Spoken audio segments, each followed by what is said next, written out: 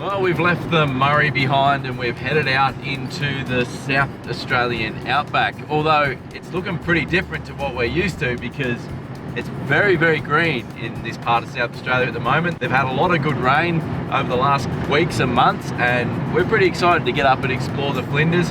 We're going to make our way up to one of our favourite station stays in the entire country and kick off our adventure in the southern Flinders there before making our way further up into the Flinders Ranges. It is so windy today. It is, well, I'm in fourth gear, struggling to get even over 80k an hour. It is just the most ferocious headwind. I am trying not to think about how much fuel we're probably using right now, but yeah, it's extremely windy. We absolutely love this part of the world and have been itching to get back here ever since we were last here a couple of years ago. So very looking forward to getting in, having a good explore, both in the car and also out on foot. It's going to be a lot of fun, and it's going to be the Flinders like you've probably never seen it before. Let's get into it. Let's go.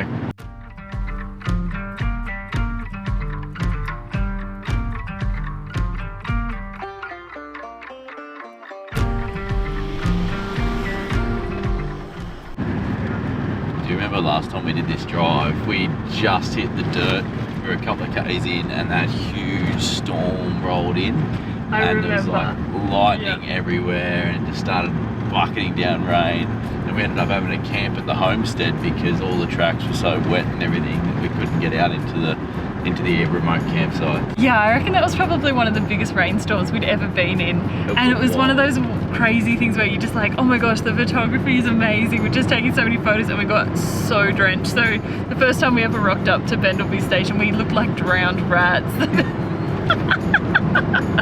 And they still let us in. It's nice of them. Oh, it's so good to be back. So good to be back, and it looks completely different.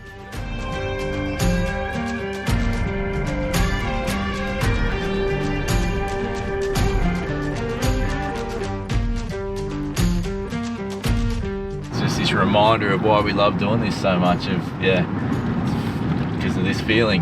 It's hard to beat.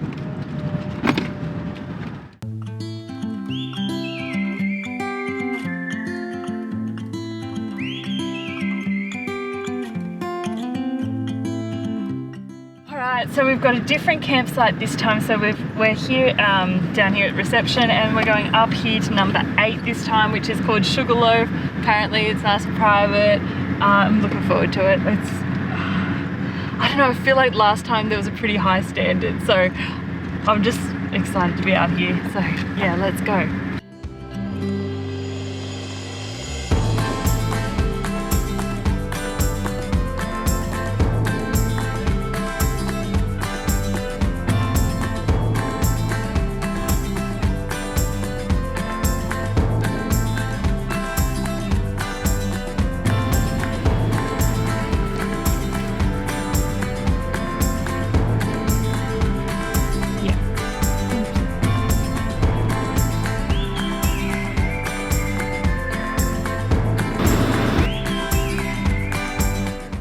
Checking the solar.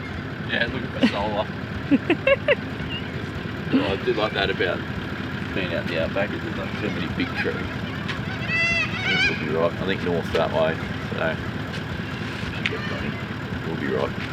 Righto, well here we are. Very, very excited to show you guys around Bendleby and let you know a bit more about here and our plans for the Flinders, but we're pretty knackered now, so for tonight we're going to tuck in for an early night and we'll see you guys in the morning and we'll show you around a bit.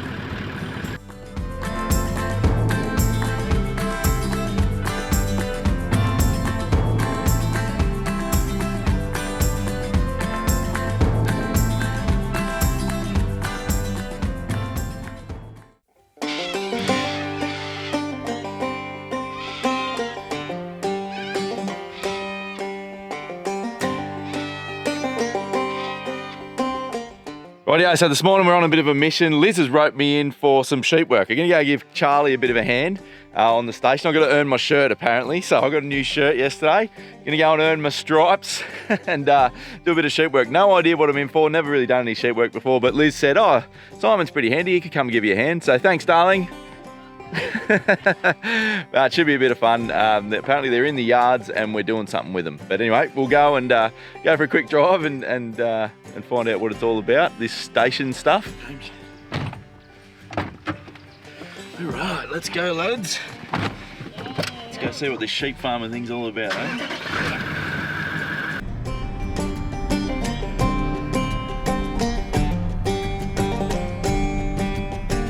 So the story behind the work shirt is, last time we were here, Simon wanted one of the Bendleby shirts, but he wanted the sandy colour, but the sandy colour was reserved for staff, so that anyone that was wearing the sandy colour, like, it just said Bendleby with your name on it.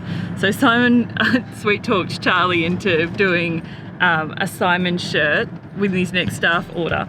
And so Simon's had this like Bendleby shirt that he's literally lived in for, I reckon, the last 3 years. Kylie rang Simon a couple of weeks ago and said, I'm putting my next staff order in, what colour do you want? And Simon's like, I don't know why you think I'd need one, I hardly ever wear my old one. Anyway, so when we rocked up, our care package of Simon's staff shirt was here, so that's why it's special, because it's got his name on it. So they're gorgeous people, they're just such a gorgeous couple. All right, let's go see what Charlie's got in store for you. I may have led Charlie astray and said that Simon was pretty handy, so.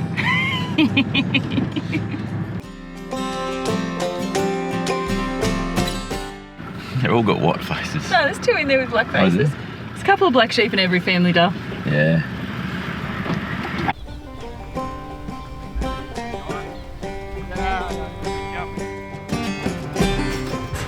So the story is that a couple of months ago there was huge floods through this region. Charlie said up to 4 feet of water through the paddocks here in Bendleby Ranges, and so that's caused a bit of a problem with fences getting down and the next door neighbour's sheep in with Charlie's sheep. So today's job is we've got to sort, or I think the technical term is draft, the sheep. There's two parts to this. One is sorting the neighbour Frank's sheep from Charlie's sheep to make sure that everyone's got their own sheep back. And the second part is that Charlie has got his rams in with his ewes at the moment, and he does that so he keeps them for a certain amount of time so that he knows in exactly X amount of time he'll have lambs. So it's time to take the rams away from the ewes and separate those guys again. So step one is to firstly sort Frank's sheep from Charlie's sheep, and there's a couple ways they do that. One is the sheep have little tags on their ears that are different, and the other thing that is easier if you can't see the tag is that Frank's sheep have actually got a bit of a different wool clip. Frank's sheep are a little bit woollier, which makes them a little bit easier to spot. But there's a bit of a challenge at the moment with the sheep. So because Bendleby is not traditionally this green, as you can imagine, most people think of the Flinders Ranges being quite a dry, arid region, which usually it is. The sheep at the moment, Charlie's describing them like teenagers on Red Bull. There is so much food, full of beans is probably the way to describe it. Not using any dogs or anything like that, just calm as cucumbers to get those sheep sorted. And so that it's nice and safe for everyone, for, you know, Charlie, Frank, Simon in the yards, and also for the sheep so they don't hurt themselves as well, because they're pretty full of beans. And Charlie was even saying he hasn't seen the sheep like this for years and years and years. So it is really nice to be out here giving these guys a hand, and even just to experience what this kind of life is like. It's such a cool thing for the kids to see how it works, and just to have that understanding of how, you know, agriculture works. And it's such a cool thing to be able to come out and experience it. It's just cool to be able to do this sort of stuff as we travel around. It's not something that Charlie normally does with the tourists and people that come and stay here.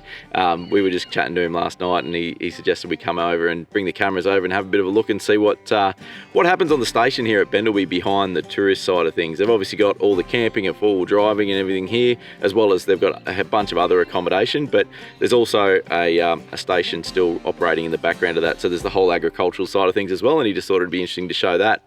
After we'd finished drafting the sheep, Charlie then took us around to have a bit of a look through some of these awesome artifacts he's got around the property. He's got a lot of the old original equipment from 100 plus years ago, from when the farm was in his grandparents' hands. And just took us through, showed us some of the old machinery, some of the old horse-drawn stuff, including some old carts and buggies, as well as having a look through the old blacksmith's workshop. Look at that. Yeah. So this is like the old house. What's this part? This is the blacksmith shop. The blacksmith shop. So I was you like, gotta this is something special. Yeah, there's, Alright. there's a few rabbit traps and things that you shouldn't stand on around here. So you send me in. Yeah, you'll be okay. So all of this is the original blacksmith shop. These are the working bellows. So you would pump this, and that would force air through this chamber Yeah. enough that you could heat your horseshoes and shape them. Yes. Or you would fire weld or do whatever it is that you had tasked for the day. Yeah, how good. This, Yeah, and you was a drop this was a hand-driven shearing plant. So someone would crank the handle while you shore the sheep. I think it, so that, It's a bit like, rusted over. I don't know how many horsepower a man is, but you have a fairly sore shoulder after hanging off that for a duration. Far out. What's this thing? What's this wheel? Is it like a water wheel? Like a... Oh, no, I think that was my nana's chicken coop from 1970 odd. I love it. Charlie's got big plans to try and pull a lot of that stuff together and put it on display and build a bit of a pioneer museum here, a bit of a place that people can come and have a look through, because it's awesome to see this sort of stuff preserved. I think you see a lot of these sort of relics laying around in paddocks all around the country and just going to ruin. So it's really good to see that Charlie and the family have been able to preserve them, get them into sheds and so that they don't deteriorate. All the tractors still run, all the machines and all the horse-drawn stuff can still be drawn around. So yeah, pretty cool that they've been able to preserve all that. Oh, The it's guy got holding the pickaxe. So that's beer. Yep. Not even. Yeah, What are we- but that we're was talking? probably 1930 odd. So before we came up to Bendleby, we stopped in at the Barossa and did a final shop for us for a few weeks, because from here we're going to head north into the Flinders proper, and then we're actually going to take the Unadada track and head up towards Central Australia. So the next time we're going to see a decent town and a decent sized supermarket will be Alice Springs in a few weeks' time. So we kind of did a meal plan and a shop for at least 3 weeks. We probably got about 3.5 weeks worth of food on board. I like to have a few days of contingency.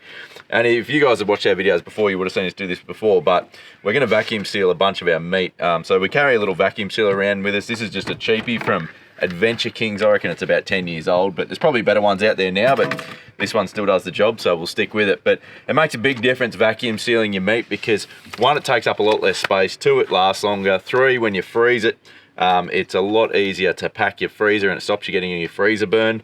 And it also means meat like this, we can flat pack it and it's quick and easy to defrost as well. Now something else that I'll be doing is I'm also going to switch this fridge over. Something I like about having few different refrigeration options, because we've got a fridge freezer in the caravan, we've got this dual zone fridge freezer, as well as the smaller fridge in the car for day trips and things, is that we've got a lot of different options. When we go to stock up like this, we tend to find we need more freezer room than when we travel sort of closer to supermarkets and things. So the dual zone fridge like this one isn't exactly 50-50 split. So at the moment I've got the smaller section running as our freezer and the bigger section running as our fridge. But because we're going to be freezing a lot of our meat and stuff for that longer trip, we're going to be switching that around, and I'll do a bigger freezer and a smaller fridge. So I'll be taking all of our fridge stuff, like our milk and yogurt, because we buy bulk yogurt, 2 kilos for the trip. The other thing when you're buying meat and stuff for a long trip like this is we try and avoid buying anything with bones in it, because it just takes up space and it's just more rubbish and things as well, because rubbish is another thing you want to take into consideration. But anything that's already vacuum packed, like your bacon packs like that. I also buy some of our meat where I can already vacuum packed. So I bought a little boneless lamb rump. So that's just something we can throw on the barbecue one night, or you can dice it up and put it into a stew or a casserole. It's just a bit more versatile, but it also means, 1, I don't have to vacuum seal it because it's already done. And 2, you're not carrying around bones with you and throwing them in the bin and having to store them for weeks on end, because I can tell you they get a bit pongy after a while. So when it comes to planning meals for this long, what we tend to do is just find sort of 10 or so of our favourite meals. Now some of the time that's just, you know, barbecue and salad or barbecue and veggies, simple things like that, as well as, you know, spag bowl and all that sort of stuff.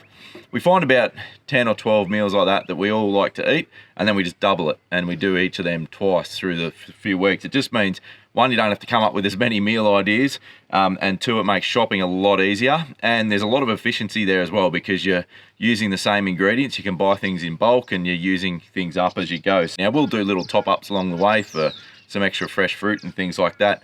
In some of the smaller towns as we go, we like to spread it around, but we don't like to go into remote places and burden them with a few weeks worth of groceries for a family of 4 that they may not be stocked for, and then we're taking away supplies from locals. Yeah, it's just about sort of planning it out so that we're using those perishable ingredients earlier in the trip, and then if we can get a restock, if we do find somewhere like Marie or somewhere might have a few bits and pieces we can pick up, then it's just a bonus. But if they're sold out or if they're low on stock, then we're not caught out relying on it.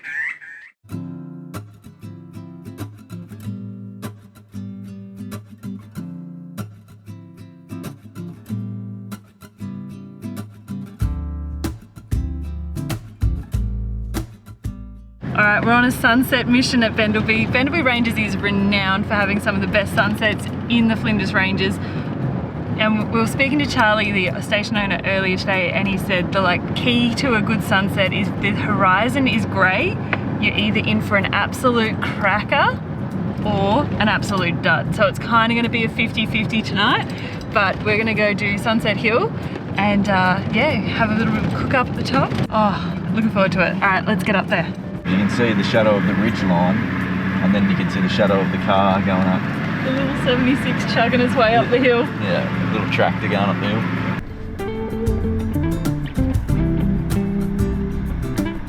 What do you think of the views, James? Well, that side just has a mountain, but that side it just goes a long way. I may have neglected my windscreen wiper cleaning duties when we fueled up last time, and you cannot see anything out the screen.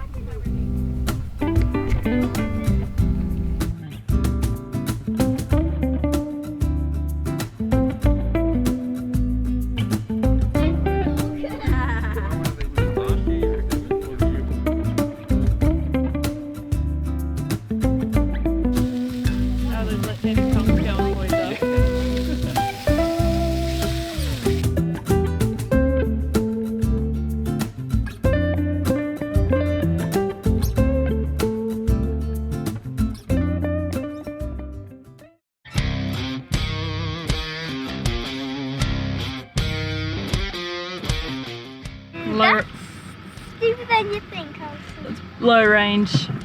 Yeah, better to get it before you need it.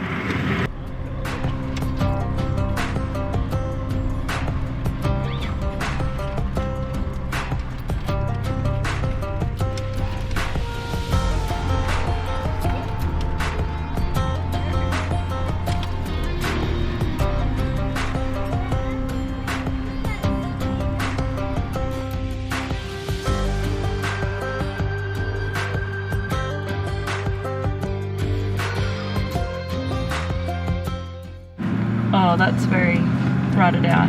Oh, holy Jesus.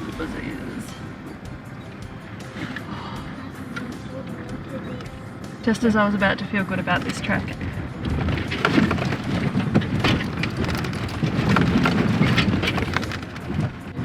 That was a bit slippery. Do you need new undies? Yeah. I think I might. Glad we stayed straight.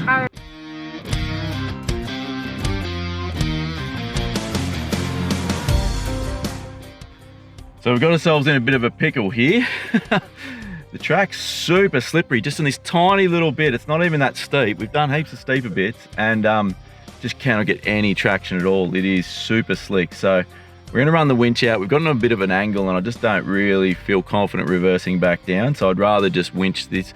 We've literally got a winch about 10 meters, not even probably, and we will be in the clear. But poor old Lizzie's earning a stripe. She's up there setting up the winch for us. Yep, that's good. Yep. Yep. Tighten that up. Yep.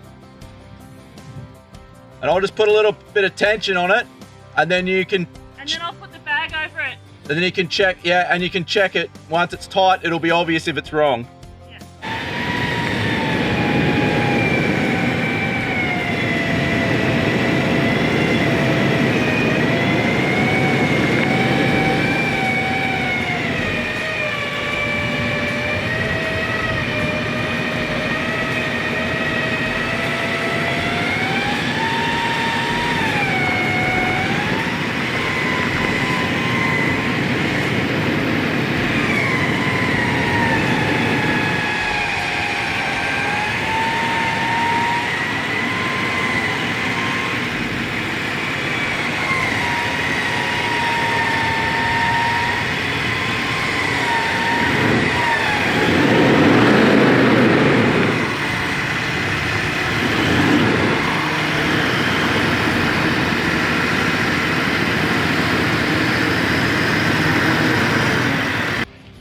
Well, that went well. There's a lot that happened off camera. There's a lot that we just couldn't film with only the two of us here, kids in the car. You don't want to go prioritising cameras over safety. So we got out of there pretty well. That was a bit gnarly, darling. That's Yeah. I'll tell you what, testing the memory, Simon taught me how to use the winch last year before we did the telly track. Yeah. And I could not remember any of it. It is like that. Most of it was just Simon foot on the brake saying this bit, and I'd take a photo and then bring it back to him. What bit? It is a lot like that with any of this sort of stuff though. You gotta, if you're not doing it regularly, yeah, you're not gonna remember it. But not a whole bunch of trees to choose from, but luckily we could get around a couple of trees there with the tree trunk protector.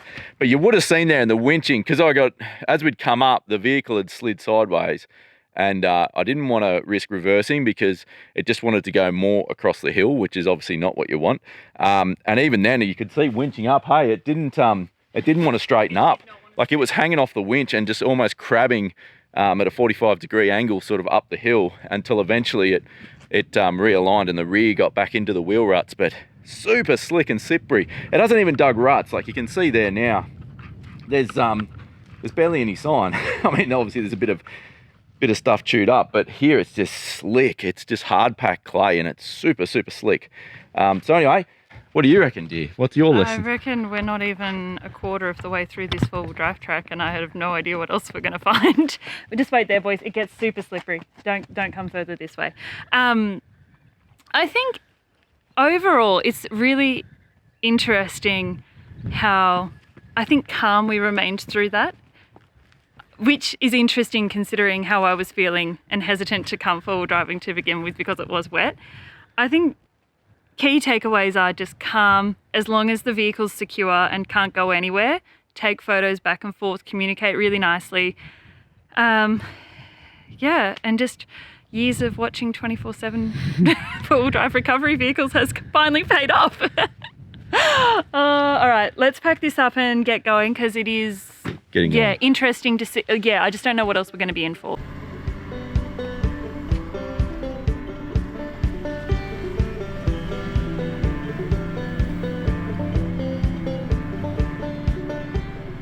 Oh wow, look at that.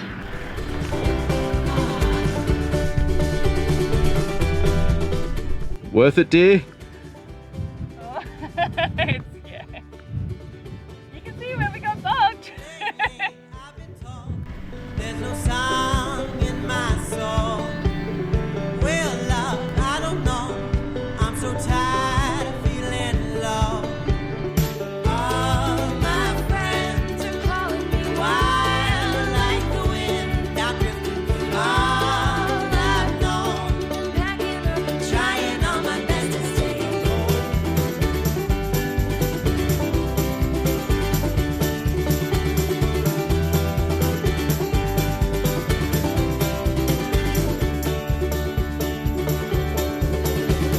Hear the rivers bleed. I'm fighting wars in my sleep and questioning everything to say. Was I raised to live that way? All my friends are calling me wild like the wind. I'm drifting through all I've known and packing up and trying all my best to stay home. Half the time on the drive, I'm saying to Liz, don't worry about where the track goes, look at the view. And she's saying to me, don't look at the view, watch where the track goes. All right, Bendleby, time to pack up and say goodbye. It's always good here. It's a bit bittersweet leaving this morning. I'm really sad to be leaving, but I'm very excited about what's coming up. We're going to move from down in the southern Flinders here up into the central Flinders. Cannot wait to see how everything's looking up there with how green everything is down here. I'm sure it's going to be a very different landscape again to what we saw last time. But yeah, we were just saying last night and inside, weren't we? It's just been so quiet, peaceful, relaxing here. It's just the best kind of camping, bush camping. Yeah, absolutely. You know. Like, you just can't go wrong. It's got a bit of everything. You could come here and do absolutely nothing and sit around a fire and poke a camp oven for like 2 days straight. Yeah. or you could go on adventures every day and you'd be fine. So I like it for that. Yeah, we love it here. It won't be our last trip here by any means. We'll definitely be back one day. Hopefully not a 2.5 year gap like last time, but we'll see how we go. We were chatting to Charlie too, and he did say if you are interested when you're coming here in the station side of things, the sheep work and everything that happens behind the scenes, when you check in, just ask him if there's anything happening and if they're happy for you to go and observe. He said if people are showing interest, he's more than happy if there's something happening and going on to show you. So just there's no guarantees, obviously. It's a station, working station, that anything will be happening, but if that is something that interests you, just shout out. Just ask when you're there. But I reckon that's probably one of my favourite things was to see you and the boys helping out with the drafting. Like, I just think that's something like an experience you don't get anywhere else, unless you know someone who owns a massive property. Sheep station. So, yeah, exactly right. There's not many of them, so it's a pretty rare experience.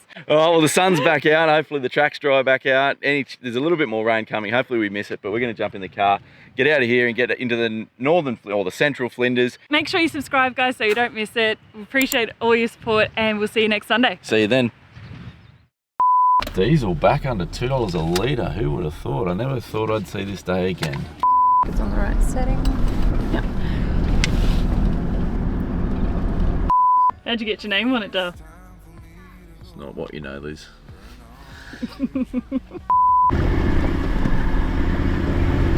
wait, it's filming. I'm just going to change this setting on the camera because it's focusing on the wrong thing. So the gist of the sheep work was, what we were doing was, what's it called? Drafting. Keep forgetting the word.